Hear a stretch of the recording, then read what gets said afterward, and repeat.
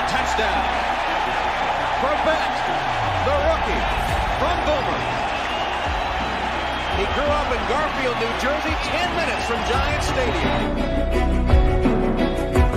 But short of a first down, Chrebet was able to work free. What a move by Wayne Chrebet. Absolutely unbelievable. You're talking about a kid who is just all heart.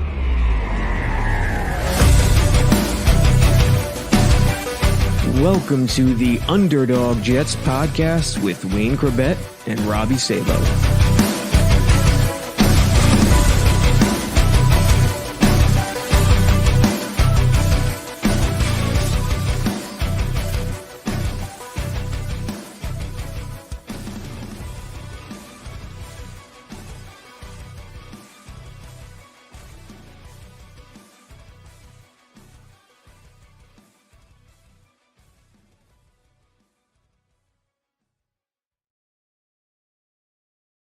Later and kind of see what Wayne Chrebet thinks is the best version of what Douglas and the Jets could do this offseason. Have a little fun with that, and away we go. Wayne, how you doing tonight? I'm doing good, man. How you doing? Pretty good. Ironing out the kinks with the genius Ryan Gray, who creates this app for us. It's not live yet, the most recent version, but it's going to be live very soon, probably tomorrow. But all Jets X Factor fans, Jets fans, get a sneak peek tonight, and we'll see what your best case scenario is for the Jets this offseason. Yeah, looking forward to having some interaction with the fans and the subscribers, obviously. To make it more interesting for everybody. Yeah, absolutely. And my thing is, I started looking into the film too. And I can't get away from receiver at number 10. Usually that's not where I go. I like building from the inside out, but Garrett Wilson and Burks just keep intriguing me at number 10. In front of London now? Yeah, I think I like Garrett Wilson and Burks in front of London. Yeah, okay. But we'll see. I mean, London is that 6'5" guy who can go up and get it. I could be wrong because you might want that 6'5" guy opposite Elijah Moore, even with Corey Davis. But we'll see what you have to say when we get there, when we get to the mock draft. Okay. Hey, listen, if they have options, then they have the option to move back. If suppose they see, one of them as 1A, 1B, and it doesn't matter which one they get, and they can move back. Depending on what the people behind them want to get, maybe they could pick up another draft pick. Yeah, and McBride too. They need a tight end in the worst way. A balanced tight end who could block, who's a monster, and I love McBride. Will he go in a late first? Will he last to the second? If he goes late first and Douglas really wants him, he's going to have to trade up. Will he do that? I don't know. But, if they could somehow get Thibodeau or Ekwonu, it's going to be an edge or a guard, offensive lineman at 4, receiver at 10, and then McBride. That would be a hell of a draft to me. But, it's tough to get a tight end that early. Obviously the Falcons won early last year, but Dalton Schultz is available, and I only know him because I play a lot of fantasy, and he was a great guy to roster last year. I'm not sure what he's going to go with on the open market if he's the best one out there in free agency. But if they can get him, maybe they wouldn't have to use the pick on the tight end so early. Yeah, Schultz. We're going to get into that free agency too. I guarantee you both of us are going to want to go for Schultz because I had him in fantasy too. And he was one of those huge value picks like Andrews was in Baltimore a couple years ago. Yeah. You said this guy's come on the radar. The other Dallas tight end went out and, all of a sudden this guy's catch, 10 targets a game. And that's what you look for in a guy. Yeah. Blake Jarwin, right? I think it was Jarwin that went down. All right, let's get to the simulator. For those on YouTube, thanks for listening, joining, chat. We didn't, give you notice, so that'll be coming in the future episodes. But for those on YouTube, check out the simulator on the screen. We're going to go through it and see what Wayne has to say. Here we go, the newest version. Still in beta mode, we'll call it. Not active. Can you fix the Jets, Wayne Chrebet? That is the question that the fans want to know here. I hope so. I hope we can come up with something here. Obviously, they're not going to listen to us, but I have faith in Joe Douglas and Coach Sal that they'll make the right moves. Yeah, absolutely. So here we go. First screen is there's a bunch of trades. All right. And we always want to give the fans as many options as possible, even if it's unrealistic in many cases. This Right. one isn't. Quinnen Williams. I don't think the Jets are looking to move him. He hasn't reached his full potential yet. He's got all the talent in the world. But let's go through the trade options here. Dallas, round 1 and round 2 for Quinnen Williams. You'd save around $5 million in cap space. Tampa, same thing, same exact trade. You want to hang on to Quinnen, correct? Yeah. I mean, there's some guys we draft and there's high expectations and it just doesn't pan out. And this guy kind of like exploded this past year. Should have made the Pro Bowl. Upset about that, but he's a real deal. I'm not. How many years does he have left on his rookie contract? What is it? 1 or 2? Yeah. Yeah, 1 or 2 with the option. Yeah, he's a homegrown guy. He's the kind of guy you want to hold on to and sign him to a long-term deal for sure. He fits, the salad package, and he seems to be a great personality for the New York market. Absolutely. Yeah, he's bless you, thank you. I mean, it doesn't get better than that. Right. All right, Corey Davis next. You would save around $12 million if you moved Corey Davis. Jacksonville, you get a 4th round pick.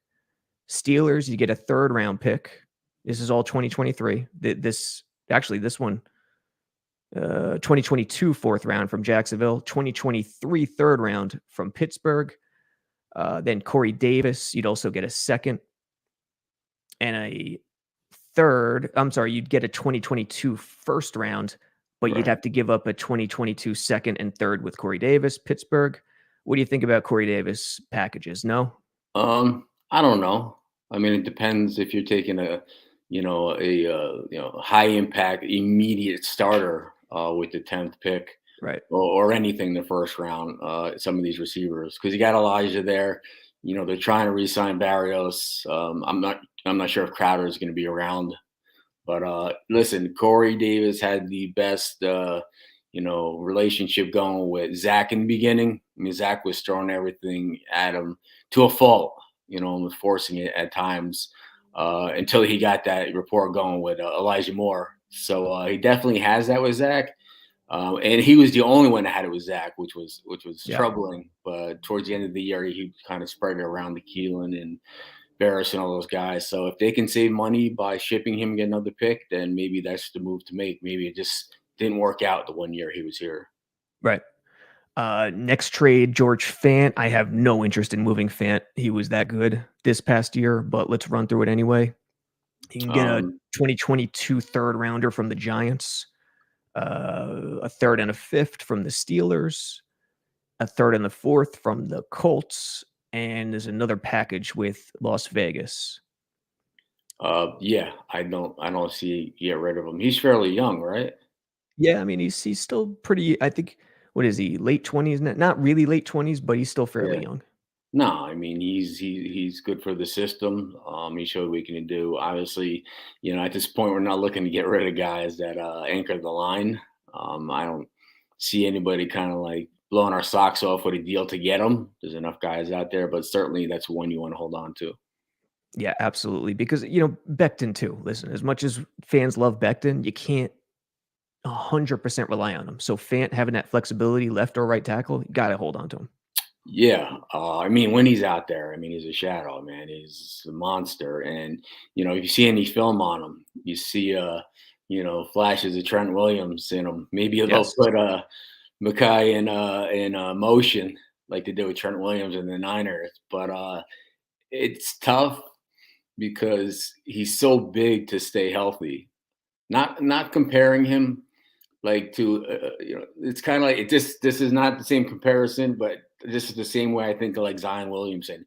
He's just too big and too athletic for his body to stay healthy. Right. You know what I mean? Sometimes these guys are just have trouble with the feet, and the knees and stuff like that. And he's in shape too, but maybe if he loses a couple pounds or whatever it is, I don't think he's going to lose his strength. But we need him as healthy as can be. Yeah, I mean, he's so athletic. That was the fear coming in, and so far it hasn't really. I mean, he was relatively healthy the first year. Yeah. But he's got to get it done this offseason. I mean, that's the key. Like it's tough. I mean, you love his size and everything like that, but at some point, it kind of like to the detriment of his health, Right. For those on YouTube, ask questions. We see the chat as we go back and forth in the simulator. I'm going to send out a notification through the system, through the app, to see if more people want to join. Next up, some of the other guys that we could possibly trade, are Becton. You get a first rounder from Pittsburgh, another first rounder from Vegas. I want to say Oakland every time. Yeah. And then Mims too. Mims is one where I might try to persuade you to pull the trigger, actually. Mims for a 6th rounder, Jacksonville. Mims, 6th and 7th rounder, Arizona. This is the one I like. Mims and Carolina's 4th round you'd give to Detroit, but you get a 2022 3rd round back. This is the one I kind of have my eye on. Right. I'm not sure what someone would be willing to give for an unproven guy. The talent's there. Obviously, he was a high pick, but he just doesn't fit the LaFleur system. Right. And I don't think Zach had much confidence in him. I know he had some health issues early in training camp, but sometimes it's just not meant to be. And it seems like, Mims might not work out in New York. I hope it does. He's a great talent, great athletic body, catches the 50-50 ball. But if not, they should, if they can get something for him, they should move on. Okay, we may pull the trigger on that. In the chat, Christian says, my boy Wayne. Ant Jets 82 brings up the name Greg Oden when we were talking about Mackay. Remember Greg Oden, picked before KD? It was just one of those situations where his body broke down. Yeah. I mean, like I said with Zion, I'm reading about it. I'm just like watching him in high school. Everything is all over YouTube and TikTok or whatever it is. And you see this guy, and he's just so powerful, so big. But at some point, I mean, he gained weight since he got in Zion, and it's like, wow. I mean, can this guy ever stay healthy? And like same thing with Oden, he had problems, and you could go back in time and see there's a handful of guys that have had the same problems. And let's just hope, I don't think Becton's anywhere near that, but right. I just, you pray he has a healthy year next year. Yeah. I wanted, as a Knicks fan, a struggling, broken-hearted Knicks fan, I wanted that number 2 pick so bad for Jon Morant. I was battling with my guys when I still had ESNY. Of course I would have taken Zion too, but Jon Morant was the guy. Did we get RJ? We got RJ in RJ Barrett story. So I bet a same game parlay versus the Sixers. And I hit everything. Maxey and Harden and Embiid and minus it 7 or 8. And I could pick what I wanted for Barrett. You get better odds. So I was like, all right. He scored 40, let's say 25. So I go my over 24.5. I hit everything. He gets 24 points, and I miss out on 20 grand. I could have went 23 and a half. I could have went 22 and a half. I go 24 and a half, 25, and it wouldn't have paid much less. And RJ Barrett screwed me out of 20 grand. So you're getting killed, man. The Super Bowl story with OBJ and now Barrett. Yeah, but I mean, I needed 11 yards from Odell, and he had it in the first half. He had the touchdown off the bat. That for 45,000. He needed 11 yards, and he got hurt. And I told you, man, I was like, I never liked that guy to begin with. I know. I wish him to get back healthy and everything, and I'm glad he won a Super Bowl. But I'm mad. Yeah. I kind of view him the same way. He's a me first guy, but I like his innocence sometimes. I guess I'll put it that way. And he works hard. I think he works hard. Right. So that's a good thing. But yeah, Barrett's coming into his own. He's surprised me a little bit. I didn't think he'd be this good this early, but still, Jon Morant was the guy. Next deal, Calvin Ridley. Here's the question: do we give up assets for Calvin Ridley? That's a huge question. First deal is this is an interesting one. I didn't even know this one was on here, to be honest. You give up a first rounder, Carolina's second rounder, and a third rounder for Atlanta's first rounder and Calvin Ridley. Now, Atlanta's picking later in the draft. We'll bypass this one because this one's too confusing. But So here's the other one. Ridley, you get Ridley, but you give up both seconds and a third. It's a lot of assets for a guy who missed an entire season very, very questionably because of the mental health aspect. And even when you look into it, it's tough to know what's going to happen in the future. So I would say no on Ridley, and let's just go with the free agency and the draft. What do you say? I say he was much better as a 1B to Julio Jones. When Julio was there last year, and he wasn't healthy this year, but he just wasn't the same without Julio on the other side. And who you can put on the other side is him to kind of take some attention away from him. So yeah, he's a great young talent, but I just think there's more solid guys out there you can get in free agency or later on in the draft that wouldn't cost you 2 seconds and a third round pick. Yeah, I agree. And he's a terrific route runner. That's his strength, route running and what's between the ears. And I always want that first. But to your point with Drake London, I'd rather have the high point guy or the physical beast in Burks or a Garrett Wilson over Ridley. Ridley's more balanced. I want one of the more extreme guys. Yeah. And then, you get a rookie, you got 4+ a 5-year option, to see what happens. This guy might have, peaked out already. You got to pay him. Yeah. Maybe it's not time to get him. Right. So let's pass Ridley. Oh, here's an interesting one. Cooper, if you could grab Amari Cooper for a low level trade, the first one with Dallas is a second and a fourth. The next, that's the only one actually. So a second and a fourth for Amari Cooper. Yay or nay? He's good. But then he disappears in games sometimes. So it's kind of troubling. But speaking of Ridley and Cooper, I would say easily top 10 route runners in the league. These two guys are technicians out there. Yeah. But I don't know. I don't want guys who disappear in big games, and he seems the kind of guy that does.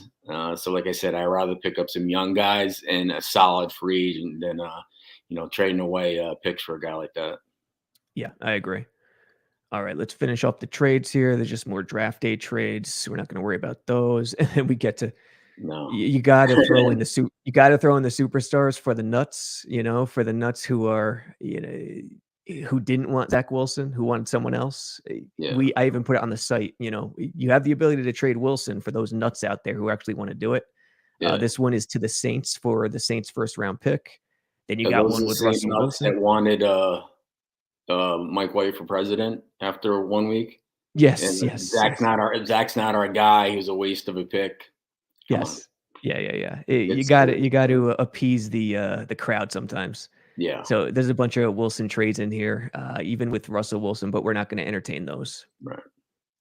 All right. So going through all these trades, I think I like the Mims one most.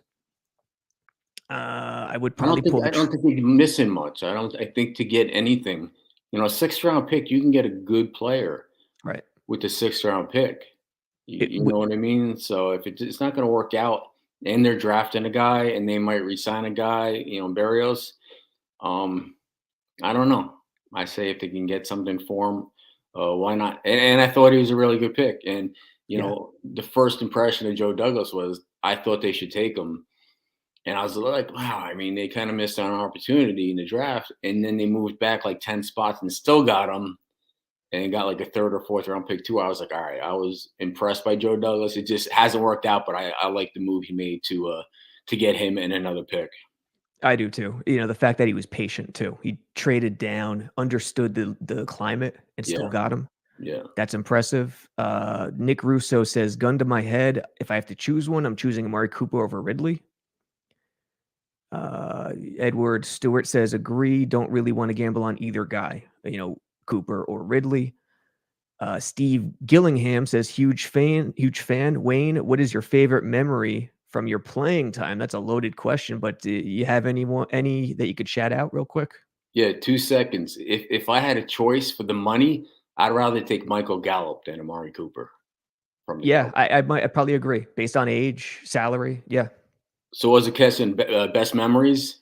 Yes. Obviously, The first one comes to mind is the Monday Night Miracle. Just given how it went down to being like one of the worst nights of my career to like just magical like fans coming back in the stadium to like coming back versus our rival, catching 2 touchdowns. I mean, that was just one of those nights.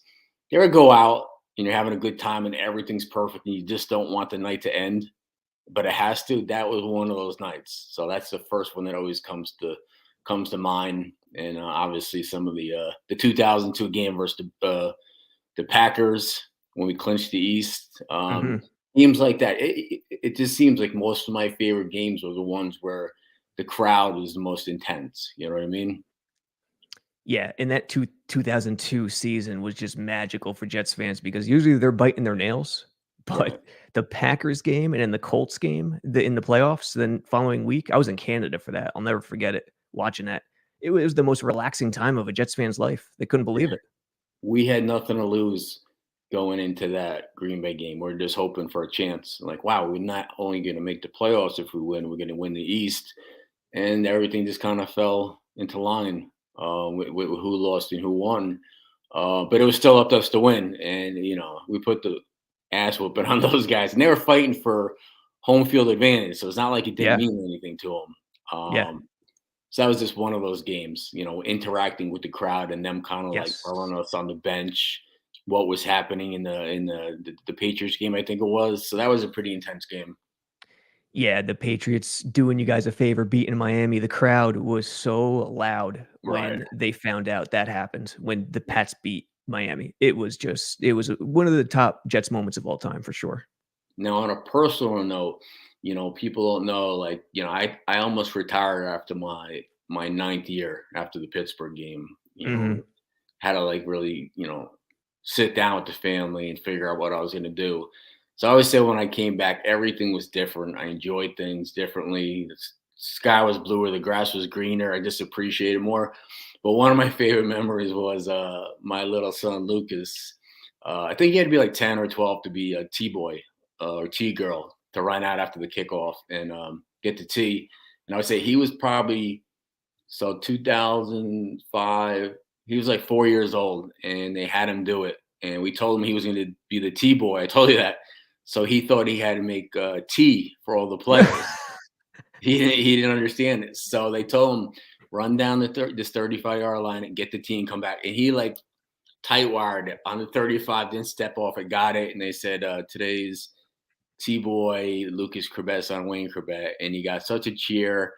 And I was so happy, watching him run off the field. It was so cute. Definitely one of my fondest memories in my last season there. Nice. At Giant Stadium. Yeah. Yeah, nice. John Griffin asks, Wayne, what do you think of Christian Kirk from Arizona? He'll be a free agent. Yeah. He's turned into a pretty good deep threat. I'm not sure how much he would cost in free agency. Certainly not, he's not a number one. He's a solid number two. But I don't know. He did good with in that offense. I think he could do good in ours. I don't know what kind of guy he is. Yes, I that's don't the know key, much. folks. Yeah. That's the key. Like everyone, these armchair GMs, me included, you don't know what type of personality these people. It matters. They're not robots. These guys have emotions, and that really goes a long way in determining the every guy to the potential superstars. And he had Hopkins there. Yeah. And that helped him out. And then AJ Green comes there, who did well. But I don't know. Can he come there and, like you said, just be a solid number one, number two? Remains to be seen. But if you get the right price on him, it's worth a shot. Absolutely. So we're falling behind a little bit here. So let's pull off a trade. Would you rather go for the 6th and 7th for Mims with Arizona, or the 3rd rounder while you give up the 4th rounder with Mims to Detroit? I don't know. I would just try to get whatever I can get for him and keep the picks we have.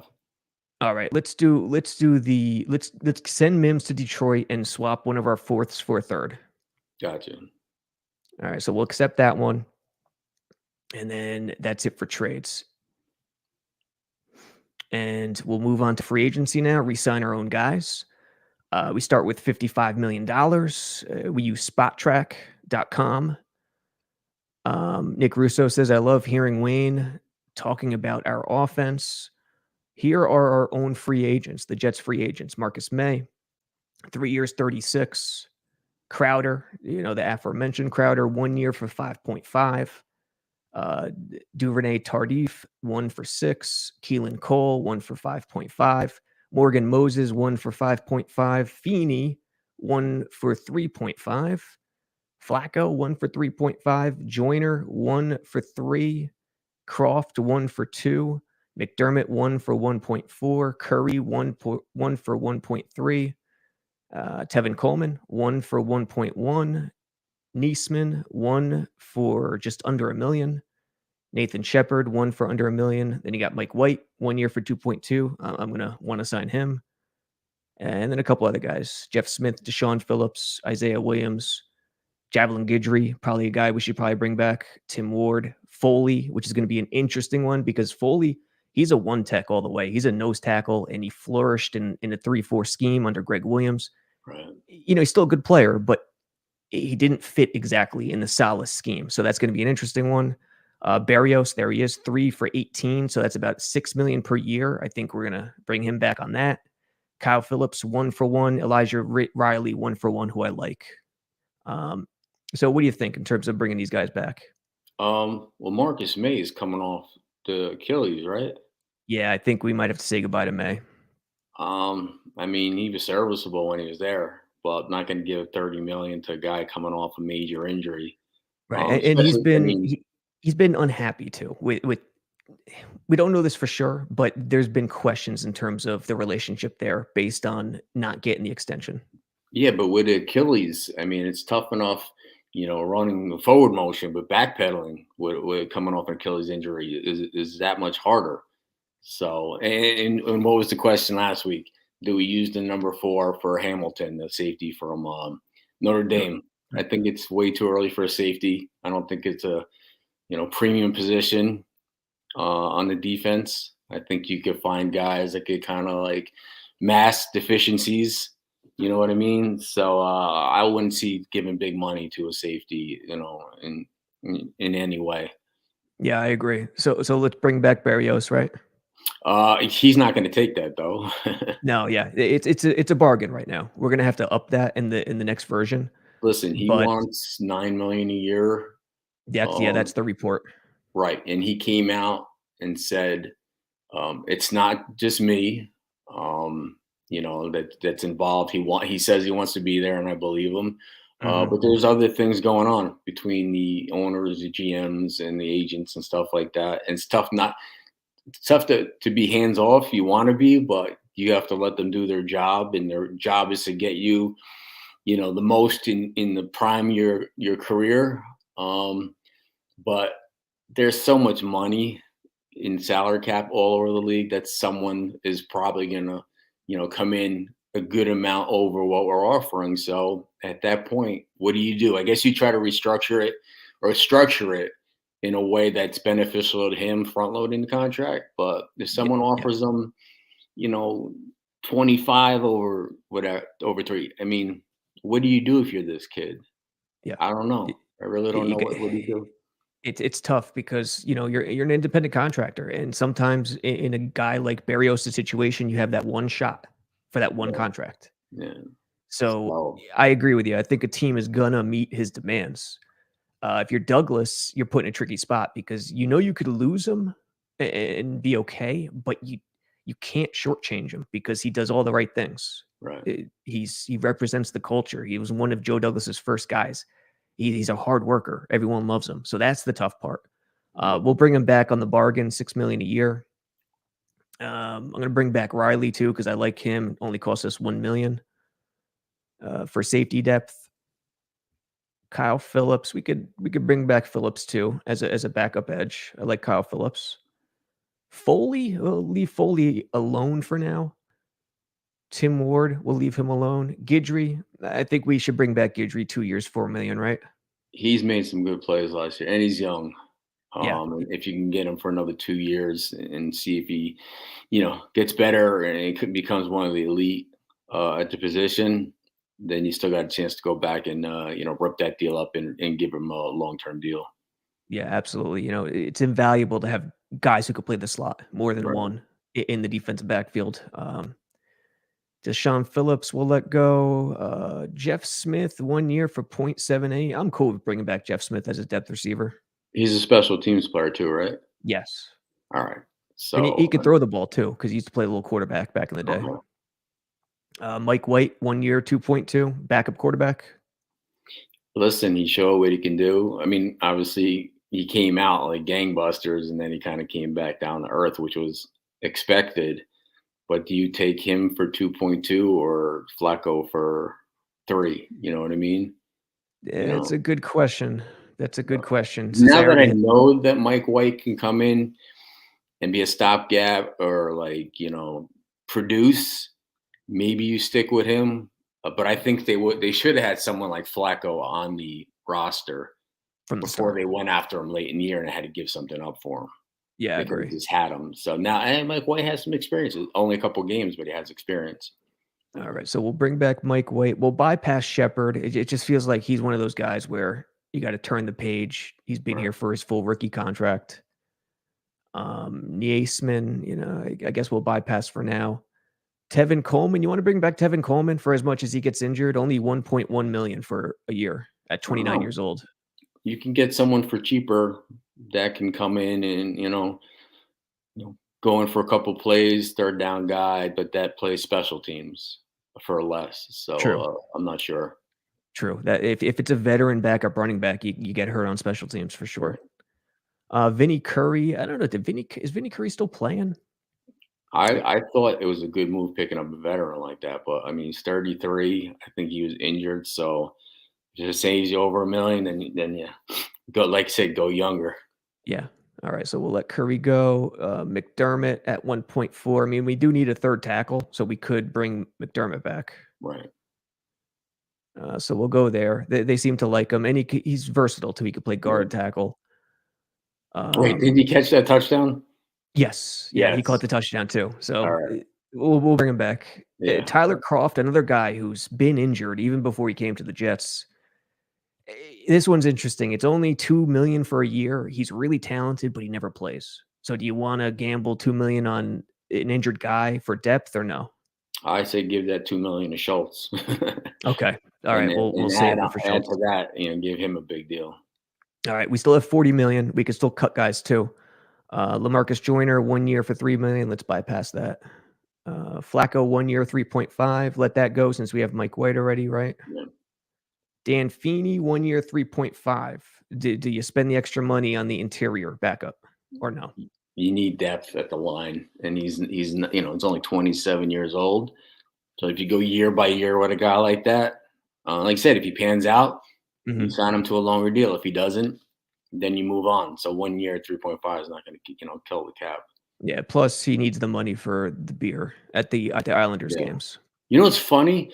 I saw this guy on ESPN and on social media pounding the beers wearing the Islanders, and I just thought it was a fan. I didn't understand that the Jets were going to games. I'm like, look at this maniac. I'm like, what is wrong with this guy? And then I realized, oh yeah, the Jets have been going to the. I'm like, wow. I'm like, that's pretty impressive. But I didn't know for like the first couple games that was actually a Jet player pounding those beers. Yep, mullet, party, business in the front, party in the back. Yeah. Morgan Moses, 1 year, 5.5. We'll let him go. Keelan Cole, 1 year, 5.5. You want to let him go too? Like I said, depends what we do with Barrios and the picks, and if Crowder is a cap casualty or where he goes, if get rid of Mims. But $5 million is a lot of money for a 1 year contract for a guy. I mean, where is he on the depth chart? What would you put him? I mean, we re-signed Barrios, so we have Barrios, Davis, Elijah Moore, and Jeff Smith. But did Cole get on the field before Crowder was out and Corey Davis was out and Elijah was out? He didn't even get on the field. He played in spots. Yeah. He played in spots when they needed him, when the injuries were there. So, I mean, he's a good veteran guy. He could run routes. Right. I don't know. I say let's bypass him and see what we can do in the draft and free agency. I think we Right. have enough depth right now. Yeah. Duvernay Tardif, we're gonna cut Van Roten maybe. So maybe we'll re-sign Tardif. Crowder, we'll probably bypass him, right? May, same thing. So if we clear space, we could cut a max of 6 guys. Right. The biggest cap savers would be George Fant at $9 million. We're not cutting him though.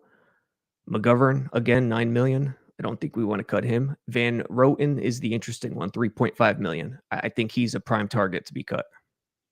Yeah. If you could spread that out and get some depth, you know, do you really have to cut that much? I mean, We got 37 deals and we have give, spread it out a little bit? We have 37 right now. We can't restructure any deals in the simulator. Gotcha. We have 37 right now. And you know what? Shaq Lawson's on this roster. So the new version's not going to have Shaq Lawson because he's not on the team anymore. So let's get rid of Shaq Lawson really quickly. And that clears up. Myers just signed, so he's there. Mosley, he came on. He's a good player, man, CJ Mosley. Yeah, he played well. He's a really good player. All right, so Shaq Lawson cut. We have 46 million still remaining. Griffin is another candidate, 3.2 could be saved. Van Roten at 3.5 could be saved. Sheldon Rankins, 5.5 could be saved with Sheldon Rankins as well. Well, maybe you get rid of Griffin and keep Croft and either go after Schultz or draft a tight end, in second, third round, and you save money on Griffin. Let's do that. We haven't had luck with tight ends, man. Griffin, and oh man, who was the guy before? Herndon. Herndon. Yep. Yeah, they just traded to Minnesota. It didn't really do much at all. No. All right, so we'll keep Van Roten for now. Free agency or back to the own signed guys. We have to make a decision: Van Roten or LDT. Van Roten would save us 3.5. LDT would cost us $6 million. I mean, which position you need more of? I think you got to have depth on the O-line. I think you could bring guys in, and I just think, I don't know. I'd willing to put more money into the offensive line, Yeah. All right. So let's bring back LDT. And we're going to go into free agency with 43 million. We could probably cut Rankins too, because we'll probably go young on the inside. All right. 49 million. Let's advance. And we get to the good stuff, free agency. AC says, damn, in capital letters, Wayne is the best. Thank you. Appreciate it. Wayne says, thank you. Enjoying the show. All right. So where do you want to go first, position-wise? The receiver, we're obviously not going after a high-end receiver. There's we have enough guys to under contract that we're either going to re-sign, trade, or and we're drafting one. Yes. So at the 10th pick, we're going to be drafting one. Some of the options here: Allen Robinson, 1 year for 18; Godwin, 5 years for 85. That'll kill our cap. Devontae Adams, 5 years for 120 million.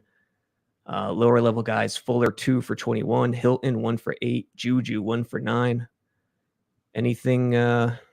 Mike Williams, 4 for 84. We might be better served going, because we know we're going to go edge or offensive line at 4, receiver at 10. Might look at the DBs and tight ends. Oh no, Schultz. Let's go to Schultz quickly. That's our first target. Tight ends. Where is Schultz? All the way at the bottom. We're sneaking him in at the bottom. 4 for 48 million. 25 years old. You want to give it a shot? That's a lot for a tight end, man. But it is, and he could say no. In free agency in this simulator, they could reject you too. You got to have a good tight end on your team, especially when you got a young quarterback. If they can get him for that, if they're going to spend at a position, to get a weapon for him, I'd rather give the money to him than than 50 million to a receiver. Yeah, When they're I'm going to with you. draft a guy on a rookie contract, you got Elijah and some other young guys. So I'd rather give the money to a tight end than to a receiver. Yeah, I'm with you. Let's give it a shot. He accepts. So Dalton Schultz in the fold, 37 million left. We could grab depth unless you want to go Njoku. That's a hell of a bargain. 1 year for 4 million. I don't know what Njoku's projected to get, but Croft he is. is fine for a backup. And Yeah, then we did you resign always Croft, get a right? guy shows up in training camp, like a good special teams guy / third tight end. We still have Wesco too. Yeah. Okay. So tight end's good. Let's check out corner. This is going to cost some serious money if we go with one of the high guys. Stephon Gilmore, 31, 2 years, 28. That's pretty old for corner. Joe Hayden, 32 years old, 2 years for 28. Kyle Fuller, 1 for 6 million at 29 years old. Chris Harris, 32. Patrick Peterson, 31.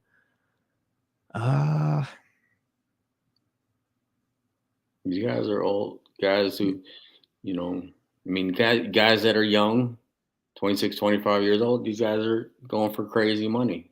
This is the one guy that sticks out. Yeah, you use a pick on that, one of the, the 4th pick or 10th pick on one of these shutdown corners from college. I mean, maybe you do that. You're not going to give 90 million to a guy to play corner in that defense. Right. I mean, you could find a serviceable guy for 15, 20, 25 million. I mean, it'd be great to have a guy. Like, the thing about these older guys is, and Parcells said this, one day you just lose it. You wake up and you lost that step. Yeah. And it happens to everybody. And you see it all the time where guys just all of a sudden get beat. Guys that you never threw at all of a sudden get beat all the time. And that's what's going to happen to these guys that are, late 20s going in the early 30s. Just the nature of the business. Mm-hmm. Yeah, like Carlton Davis is 24. His deal is 4 years, 60 million. JC Jackson, another monster deal, 4 years for, 90? But some of the under the radar deals, K'Wan Williams, 30 years old, 1 for 3. Do you want to go in that direction?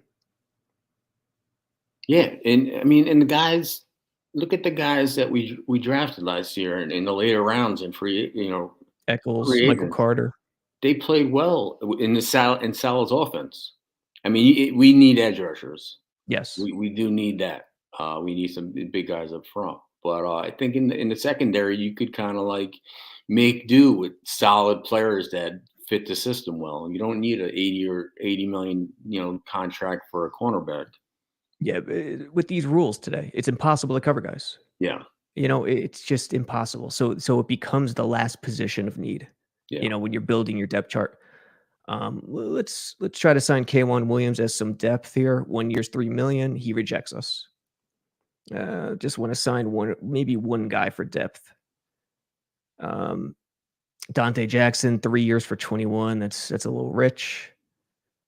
Carlton Davis. I don't even know majority of these guys. Yeah, a lot of them are younger guys coming off their first rookie deal. A lot of them going to get franchise tag too. Yeah, I mean, we're still in the period where the full scope of franchise tags haven't happened. Desmond King is really athletic. He could play special teams. 26 years old, 1 year, 7 million. Let's give him a shot. He accepts. So there's some nice depth at DB. I say let these young guys play from last year. They showed what they can do, and make this team from the draft. You know what I mean? Teams like that have done that over the years, like Green Bay and teams like that. Just get your own guys in there, your kind of players, and grow the team that way. Yeah, I remember Steven Nelson. There was a lot of talk. Jets fans wanted Douglas to sign Steven Nelson in the summer, and it didn't happen. And he's a free agent again. Yeah. All right. Linebacker is one position where free agency could come into play, I think. They need another linebacker. What do you think? Do any of these guys intrigue you? Jon Brown could really help out. 2 years for $12 million. It'll only cost you $6 million a year. I think that's a pretty good option. These guys with these 3-year deals, 1 year deals are tough. But you see a young guy that you can get a 3-year deal on, 3 for $9, 3 for under $10 million. Those are the contracts I think you want right now. Okay. You know what I Keanu mean? Neal. Just 1 year at a time is tough for these older guys. It's not like, And here's a nice bargain. Anthony Walker Jr., 3 years, $9 million. Yeah. 26 years old. Let's give this a whirl. He rejects us. Van Der Esch has been hurt way too much, but it's only $4 million a year. If we sign a linebacker, we won't need to feel pressed in drafting one. Right. Maybe Keanu Neal, former safety. Give him a whirl at 1 year, $5 million. Nope, he rejects us. Hey, Kirksey. you always find guys like we found Quincy Williams. Guys like that end up on the the guy we got from the Lions that didn't pan out there. There's guys like that. Like I said, they fit the system. You don't need to spend crazy money on some of these guys. Yeah, and we got rejected anyway. So let's go to the edge. Will Thibodeau fall to number 4 is the question. Free agency is so tricky because it happens before the draft. Look at these guys, 32, 33, 32, 34. It's a lot of money. Dude, Clowney's always hurt. I mean, these 1 year deals for these old guys isn't the way to go. Melvin Ingram, too old. You go young, and these guys learn. They learn the system, and they become system guys. Like I said, it's nice to get a name guy that you've heard of, but that's not all the time what wins championships. No, usually it's not. Unsung heroes that guys you never heard of. Yeah, free agency, the way I view free agency, it's the icing on top of the cake. You need that nucleus of young guys in the draft, and then free agency's done after your nucleus is set. Yeah. I don't know. We're gonna have to bypass edge too. Interior D line. Maybe we should try to sign a guy or two for depth because we didn't re-sign Foley. Let's just try to find a bargain here. Quentin Jefferson, 1 for 4. Yeah, it's slim pickings. Yeah. Well, we'll see what happens. We'll see what happens, in the draft. We'll see after that initial vomit of money going out to the massive deals that there's no reason to get involved in bidding wars. Once it settles down, these players are like, oh, I didn't get my deal yet. Maybe I should take a little less because so much money was spent already. I like that second wave of guys. Yeah, I do too. We'll halfway it here because in this simulator we can't go back to free agency after the draft. All right. I think people get the general idea of what we're looking to do. All right, for sure. All right. So we cleared space. We picked up some free agents. Who do we get? We got Schultz. We picked up a corner for depth. We got rejected at linebacker. Still have $30 million in cap space. So we're going to take the still building direction into the draft. Yeah. Like I said, we got options. You have money like that, you got options. And when you got guys, and like I said, we don't necessarily have to cut these guys. Maybe we just have them restructure. Right. And when we see our final roster here, it's not necessarily a final roster. There's going to be more guys added. So we'll just have to use our imagination. Right. So this is interesting. First 3 picks. It went Thibodeau 1, Hutchinson 2, Hamilton 3. Usually 90% of the time Hutchinson's going 1 in the simulator, but I guess Thibodeau, impressed everyone at the combine, ran blazing fast. So we're on the clock with both linemen there. Evan Neal and Ekwonu. And Neal is the better prospect, but Ekwonu probably is better to play guard. You got Stingley there. This is a tough one. What do you think? Yeah, you got to go with a tackle. All right, so go Neal. Yeah. All right, we're gonna go Neil. We're gonna be loaded at offensive line. See, yeah, the Jets. I think the best situation is if Thibodeau falls right to 4. All right, at number 10 now. Let's see who got picked. Linderbaum went at 5 to the Giants. Pickett 6 to the Panthers. Equanu 7 to the Giants. Stingley 8 to the Falcons, and Karlaftis 9 to the Broncos. You Where see do how we? important edge guy is. You got 3 edge guys in the top 9 picks. Yep, 3 edge guys. Now, do we definitely go receiver here? We got Sauce Gardner on the board. We have Garrett Wilson, who's my favorite of everyone left. Burks, Garrett Wilson is 1A, Burks is 1B. I'd probably go with one of those guys, but you still got Gardner there too. What do you think? Yeah, you got Wilson, you got Burks, you got London, you got Jameson Williams from Alabama, the kid from Ohio State. Maybe you move up and get a guy into the first round, like they did with Vera Tucker last year. But I mean, if you get a shutdown corner there and that kid Gardner, I'm not sure. I don't know much about this edge rusher from Michigan State. From Michigan, but I mean, if this kid Gardner, he never gave up a touchdown his whole college career. I mean, if that's the guy, do you go after him? I don't Or know. this kid from Michigan, the edge rusher. I mean, we need one of them. I don't know. Maybe you don't go receiver here. I think gun to my head, I would go Garrett Wilson because I'm thinking about Zach Wilson. Yeah. He's just so polished. He's just such a polished route runner. But this is you. This is your call here. Yeah. I don't know. Where's our next pick in the second round? We have it's early second. It's early second. So do you have a mock of the whole first round and second round to see who's there? Yeah, let me get a draft order.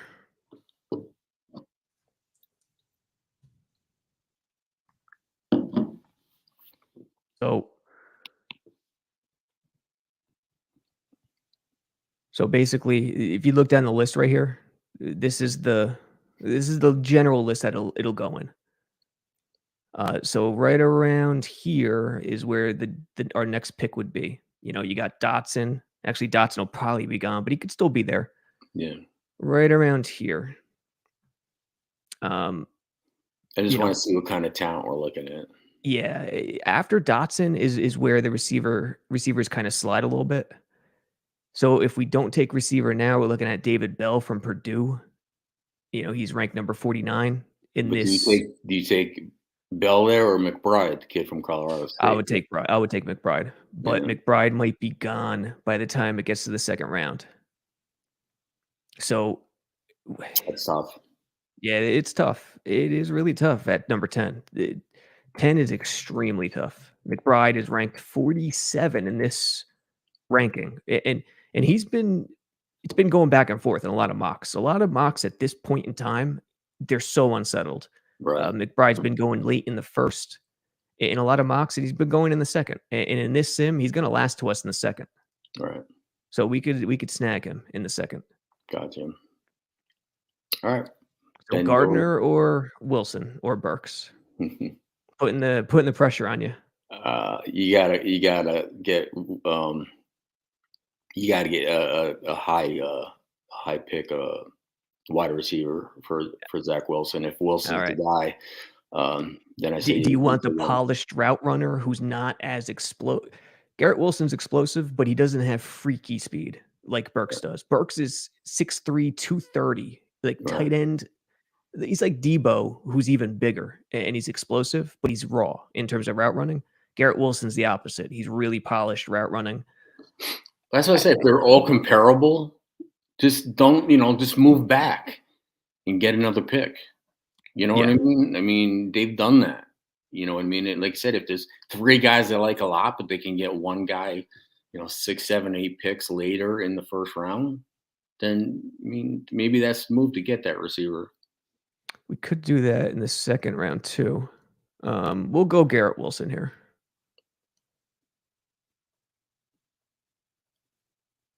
We'll go Garrett Wilson, but let's see here. Jaguars are always fun to trade with. I mean, we could trade back now. but we'd want to target a late first. Yeah. And, got to get the full draft order. So. All right, we'll go Garrett Wilson. We'll and know see more. Yeah. What's that? We'll know more, soon enough about what they're looking at. Yeah, in Philly has 3 first-round picks, which is absurd. That's like you guys when you had 4 in the year 2000. Yeah. All right, let's go Wilson. Garrett Wilson on the team. Wilson to Wilson. Imagine the marketing and capitalist opportunities with that one. No, people would love that. Wilson to Wilson. All right, so we got Evan Neal. We have Garrett Wilson. We went offense just like last year. Round 2, pick 3. This is what we're looking at. And Johan Dotson is still there. We got an interior guy, Devontae Wyatt from Georgia, who's worth it. He's worth a look at. Where's McBride? Yep, McBride's still there. Do you want to go with McBride? If they don't get Schultz, yeah. What if we do get Schultz, because we did get Schultz? Then I don't see going that high in a pick for a guy when, Schultz is young enough to be there, for a long time, and you got Croft or Griffin behind them. I mean, is that kid good enough to McBride? Yeah. Yeah, I think he's really good. And then if they go with 2 tight ends, LaFleur could run a lot of 2 tight end sets too. Well, that's the thing they have to decide on if they want to playing that. What if they don't get Schultz and then end up missing on McBride? Then you're in a tough spot. I think you got to go to free agency for the tight end. Okay, so we'll bypass McBride too because we are really hurting on defense in some spots. Linebacker, interior D-line, corner as well. I think Devontae Wyatt. What kind of defensive lineman is he? He fits the 4.3 pretty well. He's 6'3", 315 pounds. So, he's a one-tech guy, definitely. We lost Foley. We pretty much only have Quinn in there. So let's see what everyone else is saying there. Treylon Burks. There's a Treylon Burks fan out there. Got to go with Gardner there over Garrett Wilson. I don't agree. Garrett Wilson's the pick. We'll go with Wyatt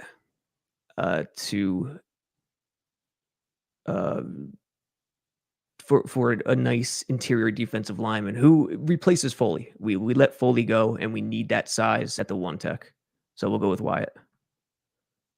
Right back up. Round 2, pick 6. We got Kyler Gordon. We need a corner. Don't need a running back, really. Trey McBride is still there. I might. What do you think, Wayne? I might pull the trigger on McBride if you don't go with anyone else. Like you said, if he's the top tight end in the draft, then you go after him. But I know, I've seen David Bell play a lot. I mean, he's a pretty solid guy. I don't know how much of a step down he is from the first round guys. Right. Yeah. But obviously it's hard to tell right now based on, what's going on right now. We haven't even really we've seen film, but we don't know, much about these guys, X's and O's, how they how they pick up the playbook. No, yeah, folks, this is all simulator stuff. Like, you do the simulator, you don't know how the results are going to turn out and it's designed that way purposefully. So you have to keep doing the simulator over and over again. Right. So, never take one example of a simulator and think, hey, that's what these guys wanted to happen. Right. Well, I'd like to go another receiver too, but we have a lot. We have plenty of receivers, maybe safety. Klein at Georgia. I don't know. We're the top guys are D linemen, and we're pretty set there. Actually, we could use an edge, but there isn't any edge guys until later on. And Bonito might be a nice target in the next round. So let's go McBride. I'll go with the 2 tight ends. I think Bonito just went, actually. So, I mean, we're stacked at receiver. We're stacked at tight end. Our offensive line is added onto. We're just hurting defensively. And we got an interior defensive lineman. Who got picked here? Yeah, Wiedermeyer went, another tight end who the Jets may be able to. Yeah, look at this. Bonito did go. So the edges are flying off the board. And once again, the Jets get left out in the cold at edge. Go figure. Sam Williams, Barnum. Let's go. We don't really have a backup running back either right now, but we can go Majai Sanders from Cincy at edge. I think that's the way to go.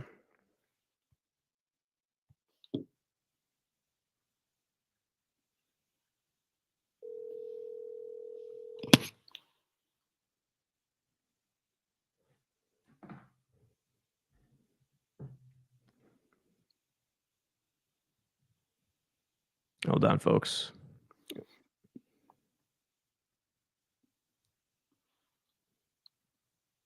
Yeah. We're doing some covert communications right now. All right. We're running a little long here, so we're going to wrap up the draft quickly to get to the final screen. Yeah, Sanders will get an edge, and then we'll grab. And folks, we're going to take questions really quick for just 3 minutes. So ask any questions because we're going to depart in under 3 minutes. So ask any questions that you have for Wayne right now. Kenneth Walker, let's get a backup running back.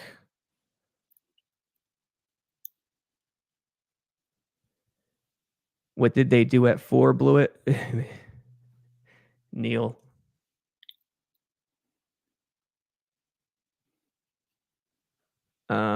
All right, so we're down to round 4, pick 6. Right now, we're just looking at positions, basically, because the draft is so far out. Brian Cook, Cincy, I'm not too familiar with him at a safety. But we're going to just fill the rest of the draft to get to the question section. Here's a question, Wayne. Do you feel the team needs that power running back for the 1-2 punch? What kind of running back would be perfect to complement Michael Carter? I mean, I think Ty Johnson does a good job.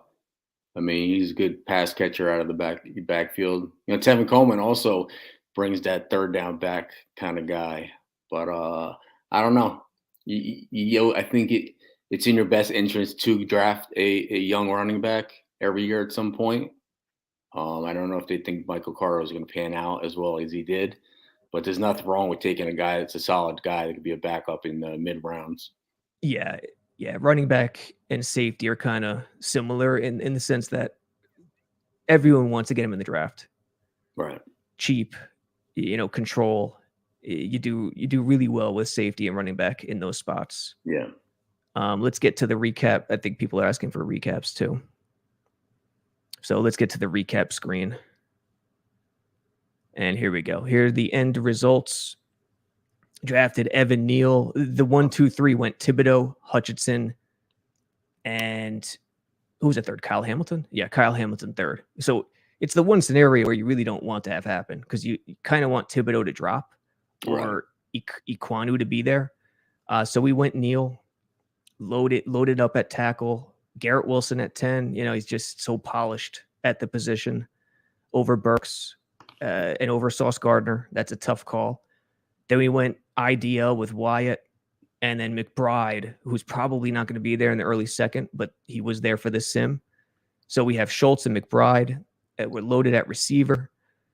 Defense is going to be a little weak, still young in the secondary. Edge, we picked up Sanders from Cincy as an edge to go opposite Lawson. And we'll see. The defense will be tough. They'll have to fill in some spots, but this is the end result. All right, fellas. One more question, Wayne. How do you feel about Denzel Mims, Charles Berry? I think he missed the early part Wayne likes him, but it's probably not the best scheme fit. And we traded him away to Detroit for a 3rd round pick. We gave up a 4th and Mims for a 3rd round pick. Yeah, like I said, it just not working out. Even when guys went down this year, even when he got in there, he wasn't targeted. So it's unfortunate. I thought it was a good pick when they got him, but maybe he will do better somewhere else. Yeah. All right, folks, we will catch you next time. Check out Jets X Factor. Use discount code 80 to get your subscription, to get your membership at Jets X Factor. We're going to be doing a ton of giveaways. The next Q&A, meet and greet with Wayne Chrebet, is end of March. So it's in about 3 or 4 weeks. We'll have the exact date next week. And, rate and review on iTunes. Check us out on Spotify, YouTube. And until next time, we'll catch you guys later. Wayne, have a good night. You too. Take care. Take care. Bye.